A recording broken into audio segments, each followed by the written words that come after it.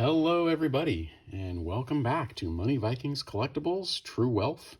Moneyvikings.com. We talk about all things investing, collecting, health, just great ways to live a strong life. And today, as you can see, we're talking Batman, Michael Keaton making a reappearance as Batman in the new Flash movie. I gotta tell you, if you have not seen that Flash movie trailer as part of the new DC universe, you are missing out. It looks absolutely awesome. I watched it again and again. You got Zod coming back. You have the yellow Flash that's changing the future and time.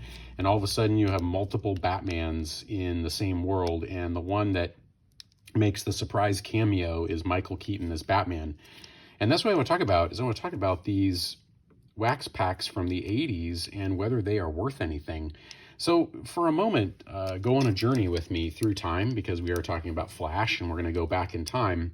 But in 1989, imagine a world with no wide access to the internet. There was no internet really in most people's houses. The biggest stars were Kim Basinger and Michael Keaton and Jack Nicholson, who you're probably wondering. And to find movie times, you'd open up the local newspaper and you check the listings. And then you would, call your friends on a landline. You couldn't text them. There's no such thing. Nobody had a phone on them.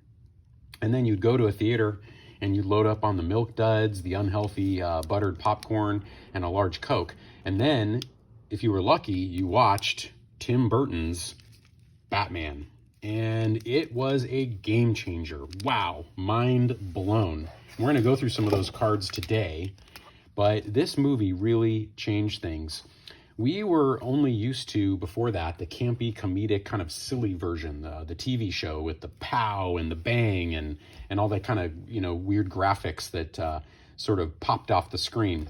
And it was just it was funny and comical and engaging, but at the same time, it wasn't, this movie just changed the dynamic.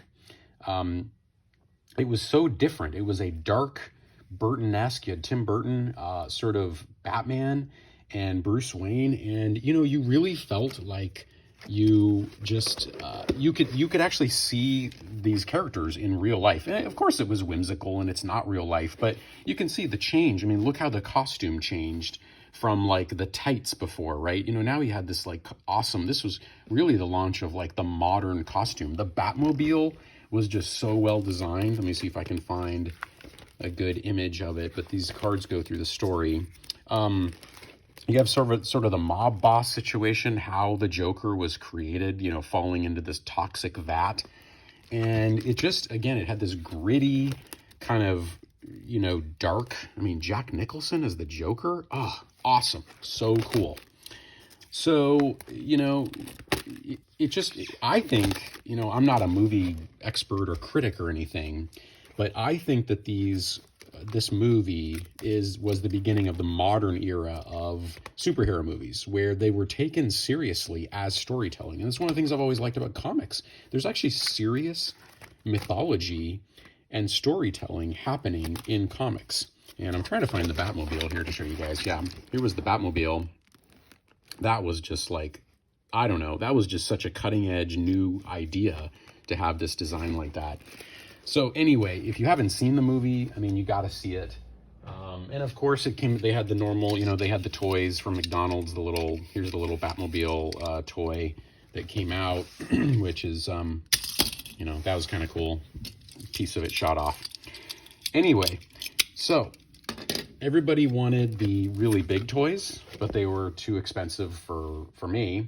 But if you were lucky, you could get like a 25-cent or 40-cent, this is 50 cents, that was recent, that was in the last like 5 years, wax pack of these cards, right? And there was also a second series that came out.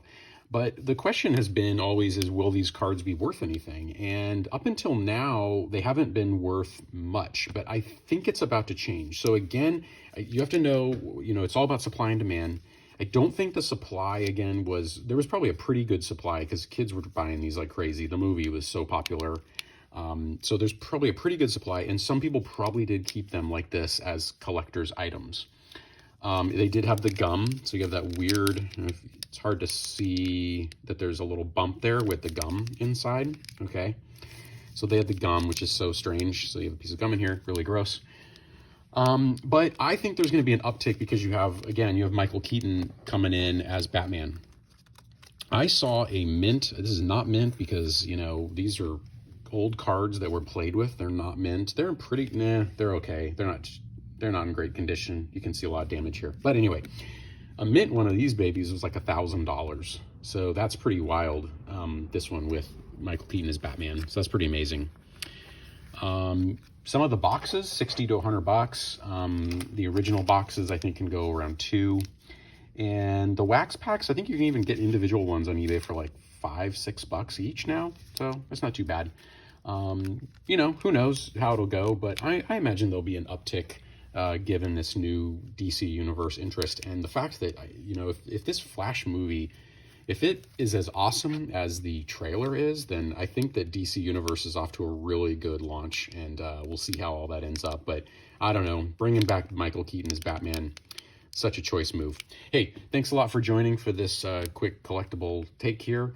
And please like and subscribe. Please share our channel. We're trying to grow the channel, grow the content to be everything about investing, wealth building, collectibles, health, all these. We're trying to bring together all these powerful ways to just make our lives better.